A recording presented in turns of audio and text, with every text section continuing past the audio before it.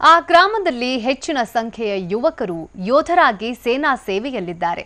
ಈ ಕಾರಣಕ್ಕಾಗಿಯೇ ಆ ಗ್ರಾಮವನ್ನ ಸೈನಿಕರ ಗ್ರಾಮ ಅಂತ ಕರೆಯಲಾಗುತ್ತೆ. ಅಷ್ಟಕ್ಕೆ ಸುಮ್ಮನಾಗದ ಆ ಗ್ರಾಮದ ಜನತೆ ಇದೀಗ ಮತ್ತೊಂದು ಮಹತ್ತರದ ಕಾರ್ಯಕ್ಕೆ ಮುಂದಾಗಿದ್ದಾರೆ. ಈ ಕುಟುಂಬಕ್ಕೆ ಒಂದ್ ಕಡೆ ಮಡುಕಟ್ಟಿದ ದುಃಖ. ಆದ್ರೂ ತಮ್ಮ ಮಗ ದೇಶಕ್ಕಾಗಿ ಪ್ರಾಣ ತೆತ್ತನಲ್ಲ ಅನ್ನೋ ಸಂತಸ.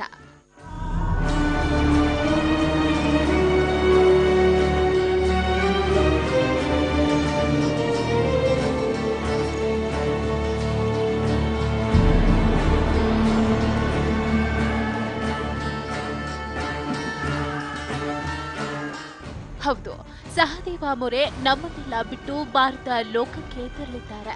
ಕಳೆದ ವರ್ಷ ಜಮ್ಮು ಕಾಶ್ಮೀರದ ಕುಪ್ವಾರದಲ್ಲಿ ಉಗ್ರರ ದಮನ ಕಾರ್ಯಾಚರಣೆಯಲ್ಲಿ ಹುತಾತ್ಮನಾದ ವೀರಯೋಧ ಸಹದೇವ ಮೊರೆಯ ಕಂಚಿನ ಮೂರ್ತಿ ಅನಾವರಣ ಮಾಡಲು ವಿಜಯಪುರ ಜಿಲ್ಲೆಯ ಇಂಡಿ ತಾಲೂಕಿನ ಸಾವಳಸಂಗ ಗ್ರಾಮಸ್ಥರು ಮುಂದಾಗಿದ್ದಾರೆ.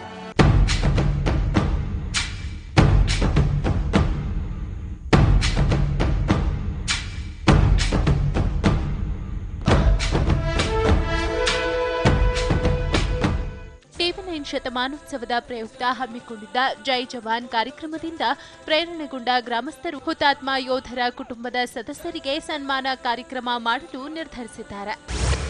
ಒಬ್ಬ ರೈತನ ಜೀವನ ಆಗಲಿ, ಒಬ್ಬ ಯೋಧನ ಜೀವನ ಆಗಲಿ, ಎರಡೂ ಒಂದೇ ಅಂತ ಹೇಳಿ ಅವರು ಮಾಡಿದ್ದಾರೆ. ಅದೇ ತರನಾಗಿ ನಾವು ಸಾವಳಸಂಗ ಗ್ರಾಮದಲ್ಲಿ ಅವರ ಹುತಾತ್ಮ ಯೋಧರನ್ನ ಕರೆಸಿ ಆ ತರನಾಗಿ ಕಾರ್ಯಕ್ರಮ ಮಾಡಿಕೊಳ್ಳುವಂತ ಒಂದು ವ್ಯವಸ್ಥೆಯೊಳಗೆ ನಾವಿದ್ದೇವೆ.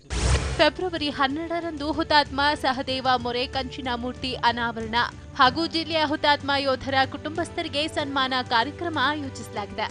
ಇದಕ್ಕಾಗಿ 5.5 ಲಕ್ಷ ರೂಪಾಯಿ ವೆಚ್ಚದ ಕಂಚಿನ ಮೂರ್ತಿ ಸೇರಿದಂತೆ ಕಾರ್ಯಕ್ರಮಕ್ಕೆ ಒಟ್ಟು 15 ಲಕ್ಷ ರೂಪಾಯಿ ಖರ್ಚು ಮಾಡುತ್ತಿದ್ದಾರೆ. ವಿಶೇಷ ಅಂದ್ರೆ ಗ್ರಾಮಸ್ಥರೇ ಹಣ ಕೂಡಿಸಿ ಕಾರ್ಯಕ್ರಮ ಆಯೋಜಿಸಲು ಮುಂದಾಗಿರೋದು.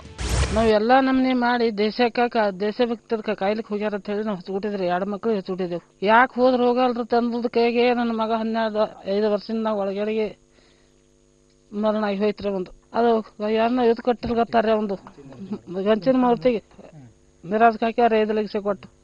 ಒಟ್ಟಾರೆ ರಾಜ್ಯದಲ್ಲಿಯೇ ವಿಭಿನ್ನವಾದ ಕಾರ್ಯಕ್ರಮಕ್ಕೆ ಸಾವಳಸಂಗ ಗ್ರಾಮ ಅಣಿಯಾಗ್ತಿದೆ.